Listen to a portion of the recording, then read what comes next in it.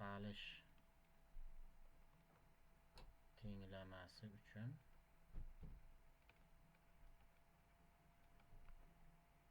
Cauchy masalasi.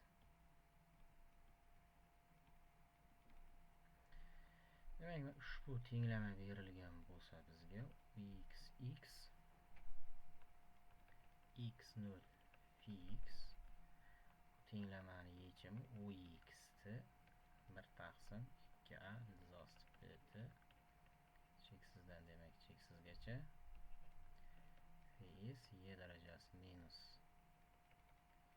x minus a ning kvadrati 4a kvadrat t ds formuladan topiladi yechimi. Xo'p, misol demak ut barobar ux x bo'lsa ux0 barobar misol uchun sinus x.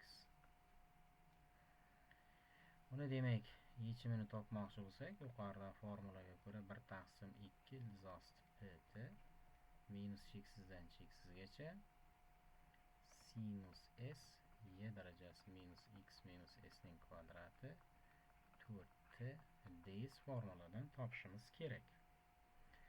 Ana endi shusiz ham u formuladan foydalanmasak ham ishlashimiz mumkin. Shuni qarab chiqamiz. Bunda demak ox t ni mana bunday tt ko'paygan sinus x ko'rinishida izlaymiz yechimni.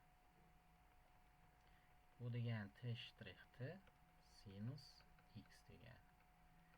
Demak x degani bu minus sinus x degani. Xo'p, ko'paygan tt. O'rniga olib qo'ysak, yuqorida tenglamaga, ya'ni t shtrix t sinus x minus sinus x ko'paygan tt. Tenglamadan demak t shtrix t barobar tt hosil. Bu degani mana bu tt'miz y darajasida. Xo'p, s ko'paygan minus t degani. Demak ox t barobar s ko'paygan y darajasi minus t sinus x ekan. Boshlang'ich shartdan foydalansak sinus x edi. S ko'paygan sinus x bo'ladi. Bundan demak kelib chiqadiki s teng 1. Demak javob ox t barobar y darajasi minus t ko'paygan sinus x. Tenglamani demak qarab chiqsak, bir marta demak u dan t bo'yicha hosil bo'lsa y darajasi minus t sinus x bo'ladi. 2 marta x bo'yicha hosil bo'lsa minus y darajasi minus t sinus x bo'ladi.